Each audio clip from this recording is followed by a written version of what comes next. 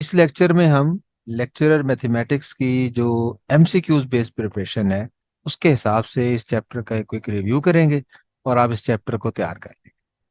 Title is cardinal numbers. Basically background ये है इसका कि we are interested to find कि दो सेट्स हैं, इनके नंबर ऑफ एलिमेंट कैसे पता चलेगा कि वो सेम है। मिसाल के तौर पे अगर आपके पास सेट्स हैं फाइनाइट या finite sets like this this and this, तो हम काउंट कर लिया करते हैं नंबर ऑफ एलिमेंट्स को किसी भी सेट के अंदर।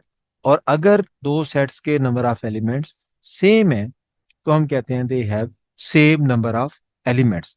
ये जो नंबर ऑफ एलिमेंट्स है इसको सेट का साइज भी बोलते हैं और सेट की कॉर्डिनैलिटी भी बोलते हैं। तो कॉर्डिनैलिटी या साइज ऑफ ए सेट से मुराद number of elements in the sets है। And if number of elements in the set are finite तो हम इजीली काउंट करके वहां से बता सकते हैं कि दो सेट्स का साइज सेम है या नहीं है। इसी तरह एक वक्त था जब ये समझा जाता था कि जो इनफाइनाइट सेट्स हैं वो सारे के सारे सेम साइज के हैं, उन सब का साइज सेम है। लेकिन बाद में ये प्रूव किया गया कि इनफाइनाइट सेट्स में भी कुछ ज्यादा इनफाइनाइट सेट्स हैं, उनमें भी कम या ज्यादा एलिमेंट्स पाए जाते हैं। ठीक है, मिसाल के तौर पे तीन चीजें हम इस चैप्टर में मेन तीन चीजें प्रूव करेंगे। नंबर वन, कि infinite sets do not need to have same number of elements. Infinite sets में जरूरी नहीं कि सेम नंबर ऑफ एलिमेंट्स हो, some are more infinite than the others. Number two, there are just as many even integers as the integers. यानी हम बताएंगे कि set of integer और सेट ऑफ इवन इंटीजर इनकी तादाद बराबर है। इसी तरह there are just as many rational numbers as the positive integer, यानी सेट ऑफ नेचुरल नंबर। हम बताएंगे कि सेट ऑफ नेचुरल नंबर और सेट ऑफ रैशनल नंबर्स के अंदर जो एलिमेंट्स हैं उनकी तादाद भी सेम है। This is very interesting part of this chapter कि बज़ाहिर यानी एक सेट प्रॉपर सबसेट है दूसरे का, लेकिन हम ये देखेंगे कि उनके अंदर नंबर ऑफ एलिमेंट्स जो हैं वो सेम है। इसी तरह there are more points on the real line are than there are positive integers. Positive integer से ज्यादा पॉइंट्स रियल लाइन पे, यानी कि जो रियल नंबर्स हैं उनका साइज पॉजिटिव इंटीजर से ज्यादा है। इसी तरह there are more curves in R square than the points in R square. ठीक है। अच्छा, इसमें जो इंटरेस्टिंग चीज आपको लगेगी, मैं इसकी समरी बताता हूँ जो हम काम करने जा रहे हैं। फाइनाइट सेट्स के लिए तो आपने एक माइंड आइडिया बना लिया कि फाइनाइट सेट्स हों तो हमें पता चल जाएगा किस सेट में ज्यादा एलिमेंट हैं किस में कम है, हम उसके नंबर ऑफ एलिमेंट चेक कर लिया करेंगे। Interesting thing is about infinite sets. एक चीज तो ये तय हो गई कि इनफाइनाइट सेट्स में भी ऐसा होता है कि सेट्स का साइज एक दूसरे से कम या ज्यादा हो सकता है। और ये समझना कोई ज्यादा मुश्किल नहीं है। सेट ऑफ नेचुरल नंबर्स और सेट ऑफ रियल नंबर्स को अगर देखा जाए तो सेट ऑफ नेचुरल नंबर से ज्यादा जो है वो रियल नंबर्स के अंदर एलिमेंट्स पाए जाते हैं। अच्छा, लेकिन ये जो बी है, part B, this is very interesting कि सेट ऑफ इंटीजर्स के अंदर और इवन इंटीजर के अंदर नंबर ऑफ एलिमेंट सेम है, जबकि इवन इंटीजर प्रॉपर सबसेट है इंटीजर्स का। इसी तरह सेट ऑफ नेचुरल नंबर और सेट ऑफ रैशनल नंबर के अंदर नंबर ऑफ एलिमेंट सेम है, जबकि set of natural number proper subset है सेट ऑफ रैशनल नंबर्स का। ठीक है, इसे हम यहाँ पे जस्टिफाई करेंगे आगे चल के। और ये जो साइज है इसको हम कॉर्डिनैलिटी बोलेंगे। और इस चैप्टर में हम कॉर्डिनल नंबर्स डिफाइन करेंगे कि वो क्या होते हैं, उनका अरिथमेटिक्स भी हम डिफाइन करेंगे। अच्छा, what is one one correspondence are equivalent sets. पहली जो डेफिनेशन यहाँ हम दे रहे हैं वो इक्विवेलेंट सेट्स की है। दो सेट इक्विवेलेंट कहलाते हैं अगर उनके एलिमेंट्स के दरमियान वन वन क्रॉसपोंडेंस हो, और अगर वन वन क्रॉसपोंडेंस हो तो उन दो सेट्स के अंदर सेम नंबर ऑफ एलिमेंट्स होते हैं। यानी पहले हमें एक क्राइटेरिया बनाना पड़ेगा कि दो सेट्स के दरमियान अगर सेम नंबर ऑफ एलिमेंट्स हैं तो हम क्या करते हैं। मिसाल के तौर पे अगर कोई भी सेट आपके पास है A B C D, अगर आप देखना चाहते हैं कि इसके अंदर नंबर ऑफ एलिमेंट्स कितने हैं तो आप काउंट करते हैं। जब आप काउंट करते हैं तो आप इसकी क्रॉसपोंडेंस कर रहे होते हैं वन टू, यानी ए को वन के साथ आप पेयर बना रहे होते हैं, बी का टू के साथ, सी का थ्री के साथ, डी का फोर के साथ। तो बेसिकली जब भी आप किसी सेट के एलिमेंट्स को काउंट कर रहे होते हैं तो आप उसके नेचुरल नंबर के साथ वन वन क्रॉसपॉन्डेंस बना रहे थे। ठीक है। अब इस सेट के अंदर ए बी सी डी के अंदर कितने एलिमेंट्स हैं? फोर। इसके अंदर फोर एलिमेंट्स क्यों हैं? क्योंकि इसकी वन वन क्रॉसपॉन्डेंस बन रही है set one two three four के साथ। तो इसका मतलब ये है कि अगर दो सेट्स के एलिमेंट्स के दरमियान वन वन क्रॉसपॉन्डेंस पाई जाए तो तो वो इक्विवेलेंट सेट्स होते हैं और उनका साइज सेम। अच्छा अब ये जो वन वन क्रॉसपॉन्डेंस है ये बेसिकली क्या है? ये एक फंक्शन है किसी सेट ए से बी पे, जो कि दो खूबियां रखता है। नंबर वन, ये फंक्शन ऑन टू है, और नंबर टू, ये फंक्शन वन वन फंक्शन यानी कि बाइजेक्टिव फंक्शन। ठीक है। One one correspondence between sets A and B is actually a one one function f, one one on two function f from A to B. In other words, one one correspondence between two sets A and B is actually a bijective function f from A and B. And if there exists a bijective function f from A to B, then we say that A and B are equivalent sets and cardinality or size of A and B is same in that case. ठीक है। तो ये एक simple criteria बन गया हमारे पास। अगर हमने देखना है कि दो सेट्स का साइज सेम है तो हम एक वन वन क्रॉसपॉन्डेंस बना देते हैं, या हम एक बाइजेक्टिव फंक्शन बताते हैं कि ये बाइजेक्टिव फंक्शन ए से बी की तरफ है, तो ए से बी, जो ए और बी इनका साइज सेम है। लिहाजा हम इक्विवेलेंट सेट्स को यूं डिफाइन कर सकते हैं कि ए और बी इक्विवेलेंट कहलाएंगे अगर उनकी कोऑर्डिनलिटी सेम होगी या अगर उनका साइज सेम होगा। या हम यूं कह सकते हैं कि दो सेट्स ए और बी जो है वो इक्विवेलेंट कहलाएंगे if there is a function F from A to B which is bijective, that is 1 1 and on to. Such a function is also called a 1 1 correspondence. We can easily show that this relation of being equivalent to is a reflexive relation. Why so? Because identity mapping is a bijective function from A to A. So every set is equivalent to itself, number one.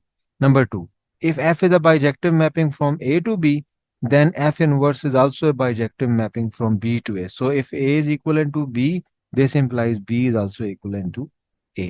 Similarly, if F is a bijective mapping from A to B and G is a bijective mapping from B to C, then composition GF is a bijective mapping from A to C. It means if A is equivalent to B, B is equivalent to C, this implies that A is equivalent to C. So this relation of being equivalent is an equivalence relation. It is reflexive, it is symmetric, it is transitive. इसकी कुछ examples हैं, ये आसान example है। Example ए में ए set 2 3 5 है, B set में तीन नंबर तीन नेम्स हैं, तो ये आसानी से क्योंकि इनके साइज सेम है तो ये आपस में इक्वलेंट है। एग्जाम्पल बी में ए में फोर एलिमेंट हैं, बी में थ्री हैं, तो ये इक्वलेंट नहीं है।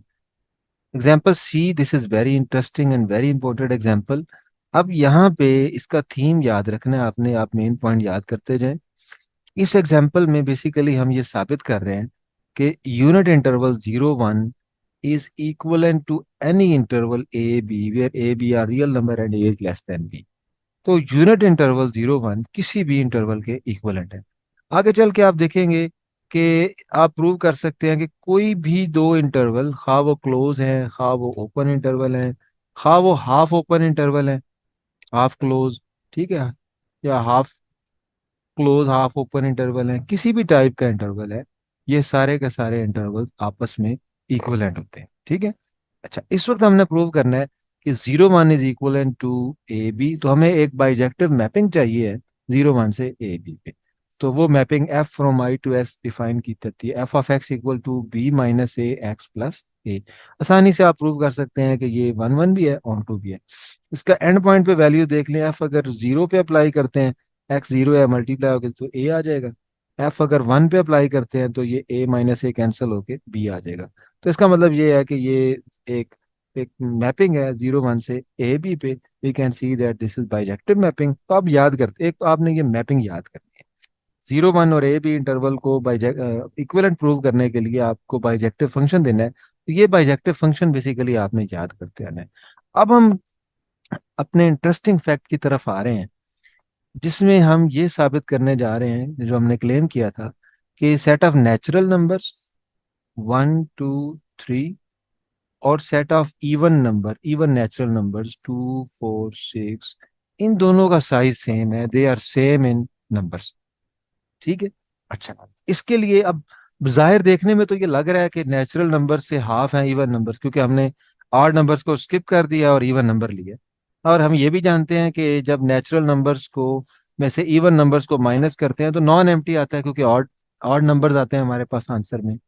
हम ये भी जानते हैं कि set of even natural number जो है ये प्रॉपर सबसेट है सेट ऑफ नेचुरल नंबर्स का। ठीक है। even then we are going to prove that set of even is equivalent to set of natural numbers। ठीक है। अब इसको समझने के लिए आप क्राइटेरिया दोबारा रिवाइज करें।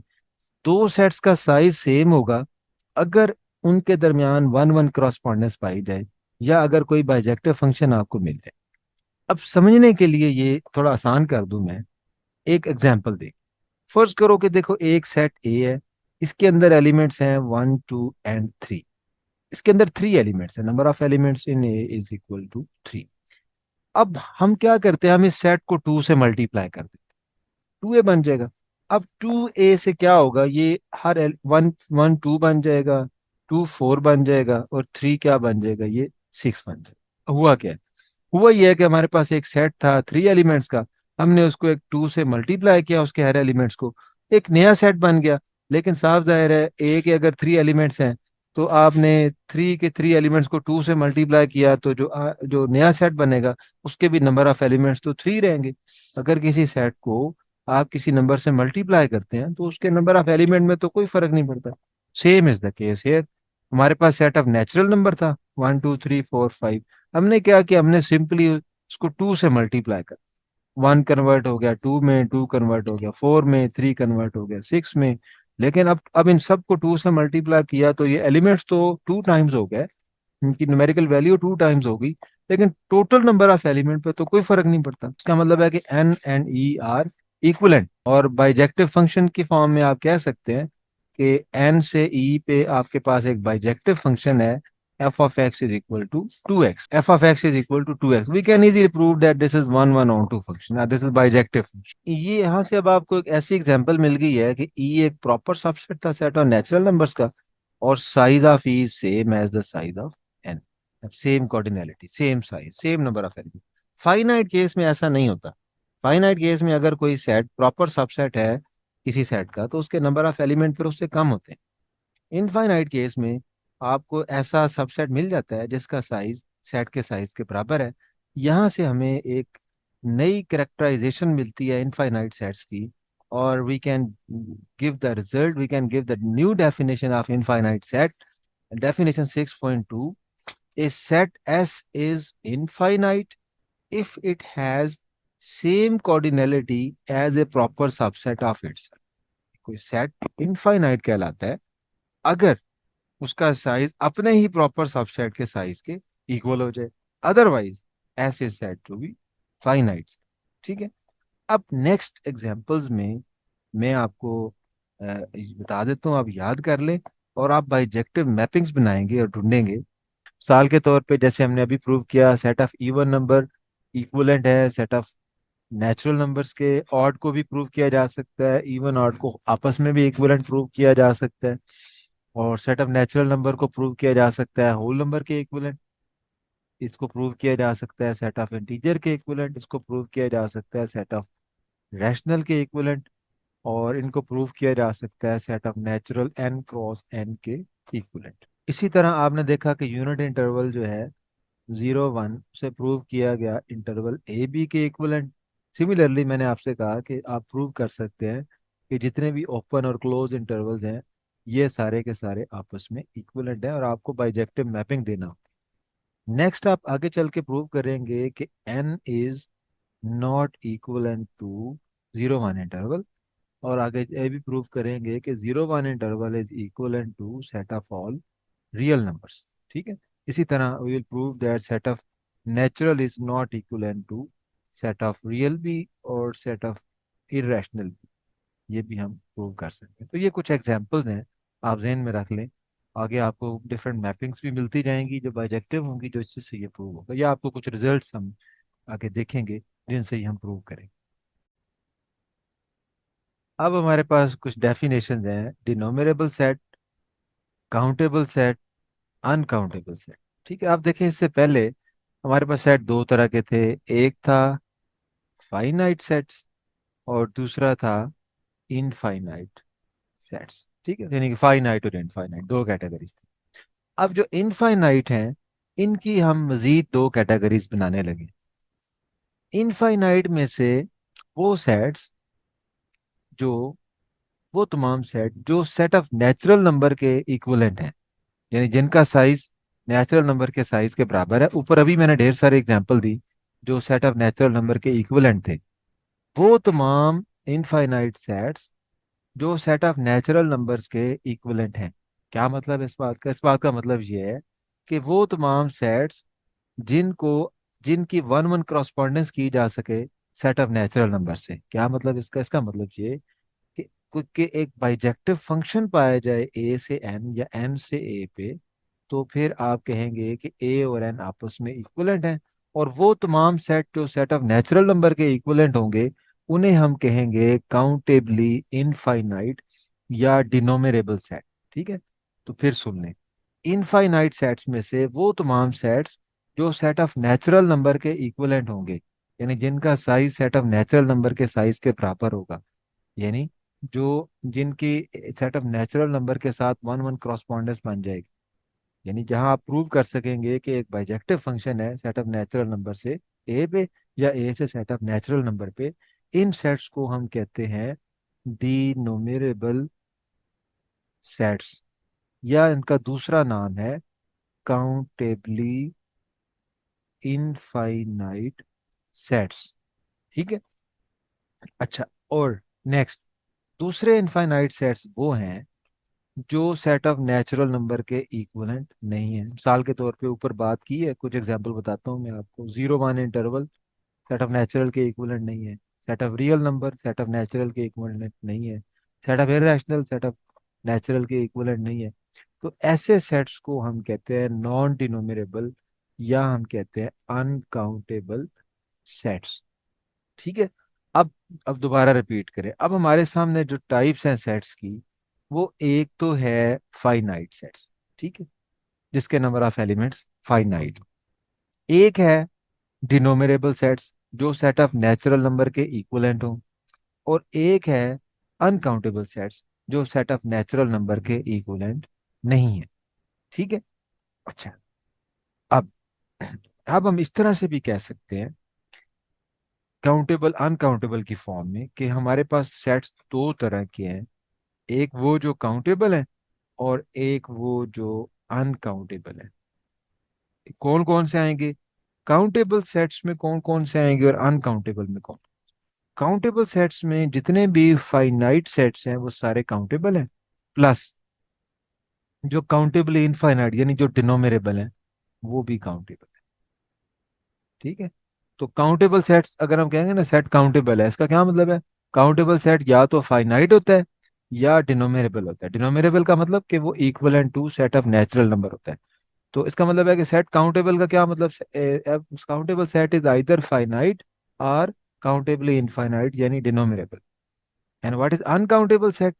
ऐसा इनफाइनाइट सेट जो सेट ऑफ नेचुरल नंबर के इक्वलेंट ना हो, उसे आप कहते हैं कि वो अनकाउंटेबल सेट है। ठीक है, सो all these definitions are clear now. We have lots of examples. मैं बुक के हिसाब से रिपीट कर देता हूँ। A set is said to be denominable or countably infinite if it has same cardinality as that of n. n mean natural number. इसको p के साथ भी ये लिखते हैं, पॉजिटिव इंटीजर होते हैं क्योंकि ये। A set is countable if it is either finite or denominable. And if a set is non-denominable, it is said to be uncountable set. So a set S is uncountable or non-denominable if it is infinite and does not have same cardinality as that of set of natural numbers. ठीक है, examples में देखें, जितने भी आप देखें finite sets हैं वो सारे के सारे तो काउंटेबल सेट्स हैं। All finite sets are countable. जो इनफाइनाइट सेट्स हैं उनमें पहले तो सेट ऑफ नेचुरल नंबर खुद, क्योंकि वो अपने इक्विवेलेंट है, वो डिनोमिनेबल है। इसके अलावा आपने set of even number set of odd number set of integer set of rational set of whole number, ये सारे के सारे डिनोमिनेबल यानी काउंटेबली इनफाइनाइट सेट, क्योंकि ये सारे सेट ऑफ नेचुरल नंबर के इक्विवेलेंट है। अदर एग्जांपल में देखें, कोई भी इनफाइनाइट सीक्वेंस है, A1 A2 A3 up to so on of distinct terms, क्योंकि एक इनफाइनाइट सीक्वेंस एक ऐसा फंक्शन होता है जिसकी डोमेन नेचुरल नंबर्स है। इसका मतलब है कि कोई भी जो सीक्वेंस है वो एक फंक्शन है सेट ऑफ नेचुरल नंबर से सेट ऑफ रियल नंबर या an पे। और अगर ये सारी टर्म्स डिस्टिंक्ट हैं तो फिर ये वन वन, ठीक है, तो ये one one onto function बन गया, तो ये बाइजेक्टिव फंक्शन है। इसका मतलब कोई भी infinite sequence of distinct terms जो है वो हमेशा काउंटेबल होगा, क्योंकि वो n के इक्वलेंट होगा। So all these are countable. इसी तरह n बाय n को प्रूव किया गया कि वो काउंटेबल है, क्योंकि n बाय n यानी n क्रॉस n को लिख के दिखाया गया है कि उसको एक इनफाइनाइट सीक्वेंस की फॉर्म में लिखा जा सकता है, टेबुलर फॉर्म में लिखा जा सकता है। आप देख सकते हैं ये इजी मेथड है।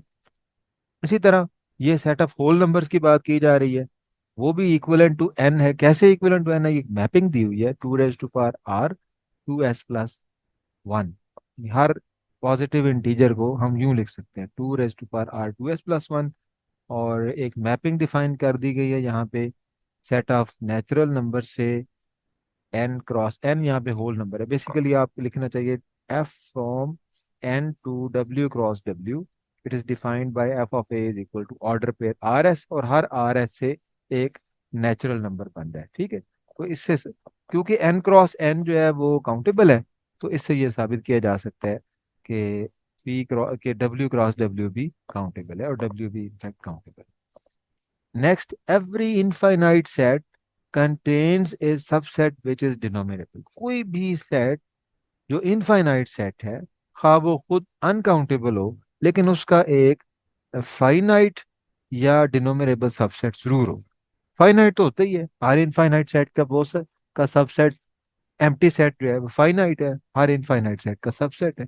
लेकिन हर अनकाउंटेबल सेट का एक काउंटेबली इनफाइनाइट सबसेट भी होता है, that is set of real number uncountable का एक subset natural numbers countably infinite, ठीक है। तो हर इनफाइनाइट सेट का एक डिनोमिनेबल सबसेट जरूर होता है। Next, a subset of a denominable set is finite or denominable. अगर कोई सेट डिनोमिनेबल है, ठीक है, यानी कि उसका size set of natural numbers के बराबर है, उसका कोई सबसेट लेते हैं, तो उस सारे आप सबसेट का जो साइज है वो या तो उसके इक्वल होगा या उससे लेस होगा। अब डिनोमिनेबल के इक्वल साइज का मतलब कि वो डिनोमिनेबल है, और लेस साइज का मतलब कि वो फाइनाइट है। अगर कोई भी सेट डिनोमिनेबल है, उसका सबसेट या तो फाइनाइट होगा या डिनोमिनेबल होगा। क्यों कह सकते हैं कि अगर कोई सेट काउंटेबल है तो उसका सबसेट भी काउंटेबल होगा, वो अनकाउंटेबल नहीं हो सकता। ये subset of countable set is countable set. इसी तरह अगर हमारे पास म्यूचुअली डिसजॉइंट न्यूमरेबल सेट्स हैं, A1 A2 A3 be a sequence of pairwise disjoint denominable sets, then their union is also denominable। Denominable sets का जो यूनियन है वो भी denominable. So a countable union of countable sets is countable, ठीक है। तो ये हमारे पास बहुत सारी एग्जांपल्स और रिजल्ट्स आ रहे हैं काउंटेबल सेट्स के और अनकाउंटेबल सेट्स के, ठीक है जी। Set of rational number is denominable, साबित किया गया है कि सेट ऑफ रैशनल नंबर जो है वो काउंटेबल है। इसके लिए क्या किया, इसके तीन हिस्से किए, जीरो अलग कर दिया, पॉजिटिव रैशनल अलग, नेगेटिव रैशनल अलग। और रिजल्ट ये यूज किया गया कि हर पॉजिटिव रैशनल बेसिकली दो नेचुरल नंबर्स के रेशो से बनता है, ठीक है। और नेचुरल नंबर्स दो का मतलब एन क्रॉस एन, तो उसको इक्विवेलेंट प्रूव किया गया एन क्रॉस एन के। और क्योंकि एन क्रॉस एन एक काउंटेबल है, तो इसलिए पॉजिटिव रैशनल भी काउंटेबल, इसी तरह नेगेटिव रैशनल भी काउंटेबल, और तीन काउंटेबल सेट्स का यूनियन भी काउंटेबल। इसीलिए Q is equal to union of Q plus Q minus and zero is countable. इसके अदर मेथड्स भी हैं। सेट ऑफ रैशनल नंबर को हम एक infinite sequence of distinct term में भी लिख सकते हैं, उस तरह से भी प्रूव किया जा सकता है। अच्छा, उसके बाद आ गया है वो सेट्स जो कि नेचुरल नंबर्स के इक्विवेलेंट नहीं है। इंपॉर्टेंट एग्जांपल मैंने बताया कि in unit interval 0 1 is non denominable, is uncountable, ठीक है। अच्छा, अब उसके बाद दो चीजें हैं, दो सैम्पल्स हैं जो हम कोऑर्डिनेट इसमें यूज करेंगे। मैं आपको जरा अच्छी तरह समझा देता हूँ, याद रख लें आप। Size of set, size of set means Size of set mean number of elements in a set. This is known as the cardinality. Size, number of elements और कॉर्डिनैलिटी एक है। अगर कोई सेट फाइनाइट है और उसके अंदर एन एलिमेंट्स हैं तो आप लिखेंगे कि साइज ऑफ इज एन। अगर कोई सेट इनफाइनाइट है, उसका जो साइज है, कॉर्डिनैलिटी है, उसके लिए दो अलामतें हम इस्तेमाल करते हैं। अगर सेट ऑफ नेचुरल नंबर है या कोई भी ऐसा सेट जो सेट ऑफ नेचुरल नंबर के इक्वलेंट है, तो साफ जाहिर है उनके साइज सेम होंगे। और इस साइज को हम बोलते हैं अल्फा लिखते हैं या एलएफ नॉट लिखते हैं। एलएफ नॉट बोलते हैं, अल्फा लिखते हैं या एन नॉट लिखते हैं। तो अब आप याद कर लें, जैसे आपने याद किया किसी भी फाइनाइट सेट के अंदर अगर एन एलिमेंट्स हो उसका साइज या कॉर्डिनैलिटी एन है। अगर किसी इनफाइनाइट सेट हो और वो नेचुरल नंबर के इक्वलेंट हो, तो उन सारे सेट्स का जो साइज है वो अल्फा या एलएफ नॉट, दोनों तरह से ठीक है, ये लिखा जाता है। इसी तरह अब क्योंकि इंटरवल आई जो है 0 1 वो, और सेट ऑफ रियल नंबर और सेट ऑफ इरेशनल नंबर, ये वो सेट्स हैं जो सेट ऑफ नेचुरल नंबर के इक्विवेलेंट नहीं है, लिहाजा इनका साइज एल्फ नॉट या अल्फा नहीं है। तो इनका जो साइज है यूनिट इंटरवल का या सेट ऑफ रियल नंबर का या जो भी इसके इक्विवेलेंट है, उन सब का जो साइज है उसको हम सी के साथ लिखते हैं और उसे हम बोलते हैं पावर ऑफ कॉन्टिन्यूम। ठीक है। और इनको हम कहते हैं ट्रांसफाइनाइट नंबर्स। जो इनफाइनाइट सेट्स की कार्डिनलिटी या साइज को जाहिर करते हैं उसे हम क्या बोलते हैं? Transfinite cardinals. ठीक है, या इनफाइनाइट कार्डिनल्स। दो ही लामते याद रख ले। जैसे सेट ऑफ, जैसे फाइनाइट सेट्स के नंबर ऑफ एलिमेंट एन हो तो उसकी कार्डिनलिटी एन होती है। अगर कोई इनफाइनाइट सेट है, सेट ऑफ नेचुरल नंबर के इक्वलेंट है, तो उसकी कार्डिनलिटी एल्फ नॉट या एल्फ है। और अगर वो इनके इक्वलेंट नहीं है, मिसाल के तौर पे आई है, आर है, क्यू है, तो उसकी कार्डिनलिटी सी है। तो ये दो कॉर्डिनल नंबर्स आप इनफाइनाइट केस के लिए याद रखें। ठीक है। Unit interval 0 1 is non denominable. A set A is set to have power of continuum, यानी किसी सेट ए का size power of continuum C कब होगा? सी को पावर ऑफ कॉन्टिनम बोलते हैं if A has same cardinality as that of the unit interval 0 1। यानी जैसे हमने कहा कि अगर किसी सेट की कोऑर्डिनैलिटी सेट ऑफ नेचुरल नंबर के बराबर होगी, तो उसका जो कार्डिनल नंबर या उसका जो साइज होगा वो एलिफ नॉट होगा। इसी तरह अगर किसी सेट का साइज या कोई सेट 0 1 इंटरवल के इक्विवेलेंट होगा, तो उसकी कोऑर्डिनैलिटी पावर ऑफ कॉन्टिनम सी। ठीक है। आगे आप देख सकते हैं कि जितने भी ये रियल लाइन के ऊपर इंटरवल्स हैं, ये सारे के सारे इक्विवेलेंट हैं, इनकी कोऑर्डिनैलिटी जो है वो सी है। रियल नंबर आर की कोऑर्डिनैलिटी सी है। यहाँ प्रूव किया गया है कि आर जो है वो इंटरवल -1 और 1 के इक्वलेंट है। तो हर इंटरवल की कार्डिनैलिटी फिर इसका मतलब है कि आर के बराबर है, क्योंकि तमाम इंटरवल्स की कार्डिनैलिटी सेम है और जो इनके इक्वलेंट है उनकी कार्डिनैलिटी भी सेम है। यहाँ आपको प्रूव करना है कि F of X equal to X over 1 plus X mod जो है ये बाइजेक्टिव मैपिंग है। ठीक है, इसका प्रूफ दिए हुए आप देखें यहाँ से।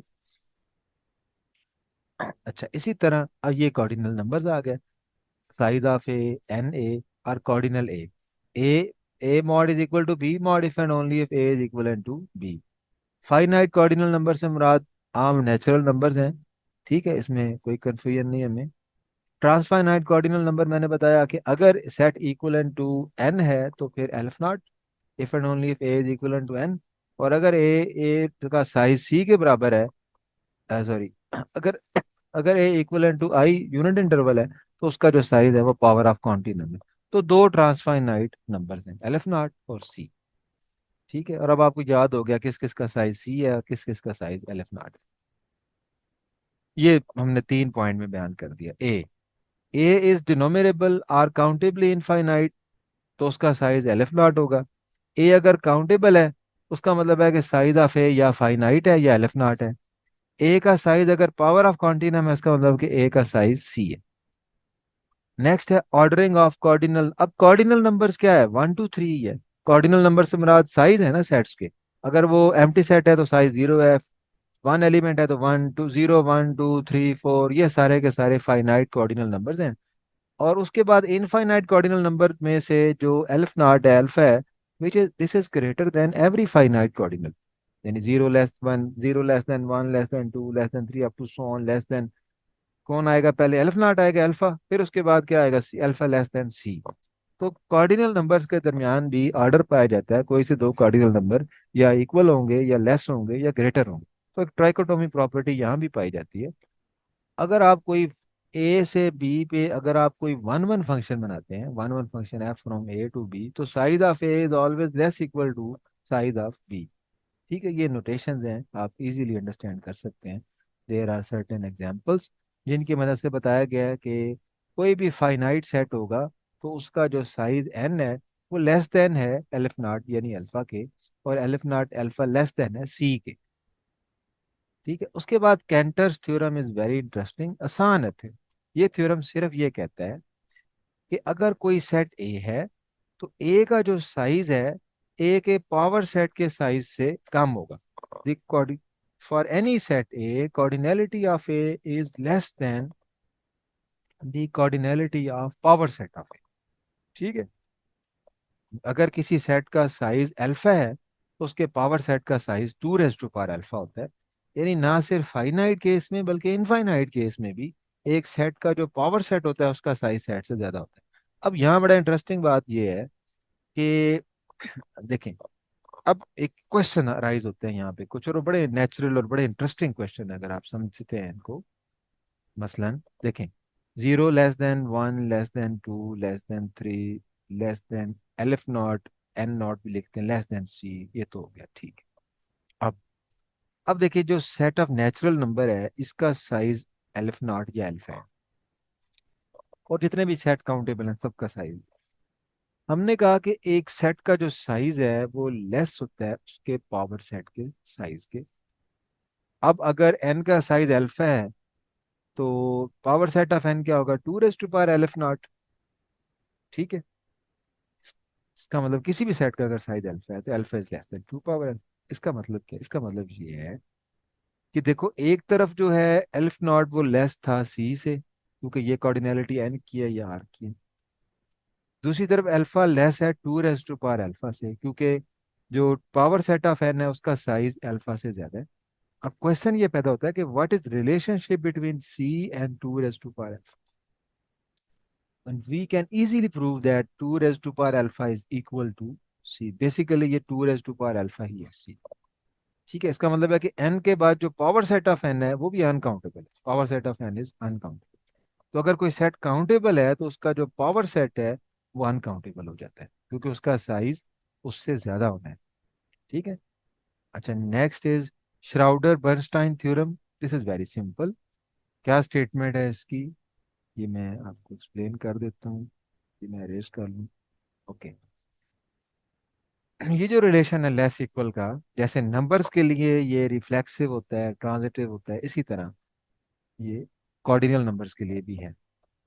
That is for any set A cardinality of A same as the cardinality of A, लिख सकते हैं हम। And if cardinality of A is less equal to cardinality of B cardinality of B is less equal to cardinality of C, then cardinality of A is less equal to the cardinality of C. आसानी से हम prove भी कर सकते हैं, there is nothing. ठीक है, अब हम जानते हैं कि जैसे A and B are real numbers, A less equal है बी के, बी लेस इक्वल है ए के, तो फिर हम क्या कहते हैं, A is equal to B. इसी तरह कॉर्डिनल नंबर्स के लिए भी ऐसे ही है।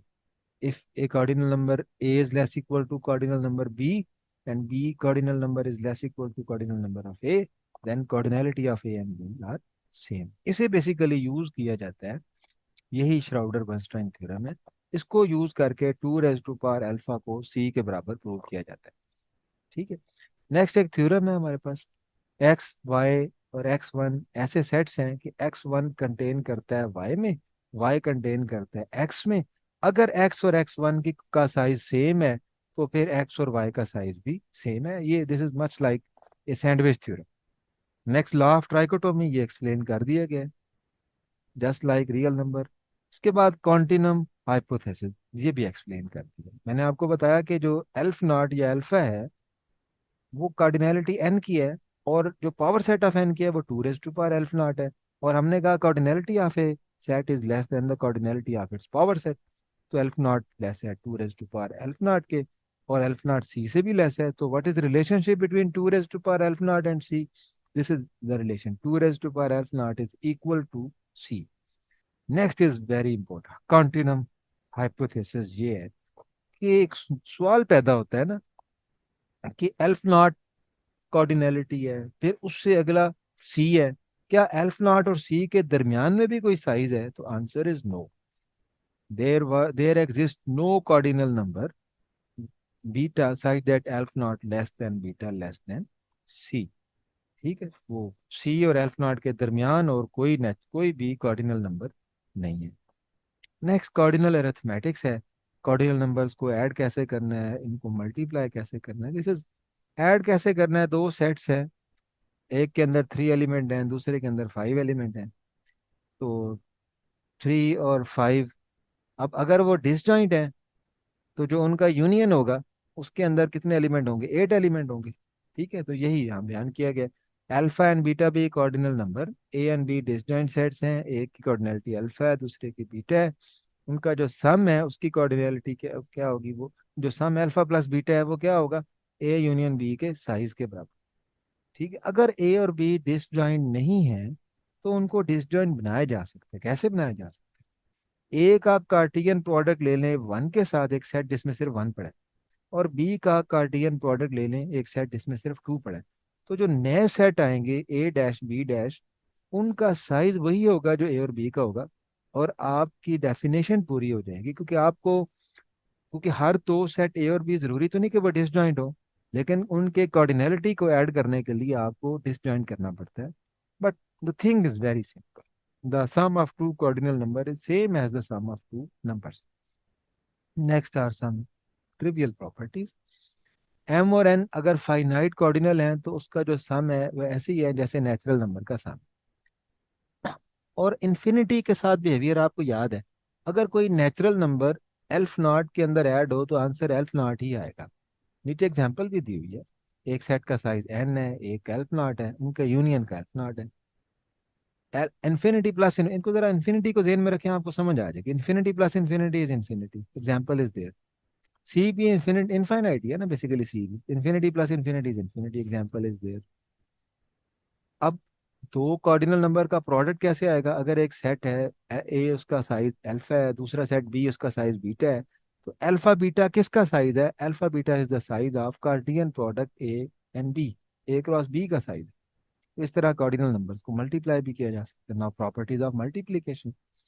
एम और एन अगर दो फाइनाइट कॉर्डिनल नंबर हैं तो उनकी मल्टीप्लिकेशन ऐसी है जैसे नेचुरल नंबर्स के अंदर मल्टीप्लिकेशन है। लेकिन अगर वो इनफाइनाइट है तो फिर जैसे infinity into infinity is infinity, इसी तरह सी इंटू सी इज सी। ठीक है। अच्छा, नेक्स्ट। आप जैसे कि जानते हैं कि infinity plus infinity is equal to infinity के अंदर, आप जानते हैं कि कैंसिलेशन लॉज होल्ड नहीं करते। इसी तरह यहाँ पे भी cancellation laws with respect to addition और मल्टीप्लिकेशन होल्ड नहीं करते। Next is the theorem.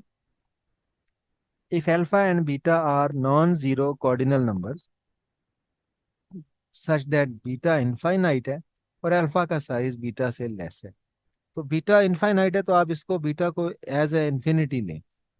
Then alpha plus infinity, alpha into infinity is infinity. ठीक है, इंफिनिटी को ध्यान में रखेंगे तो आपको आसानी से याद हो जाए। उसके बाद एक्सपोनेंट्स ऑफ कॉर्डिनल नंबर, एक कॉर्डिनल नंबर की power cardinal number, again very simple.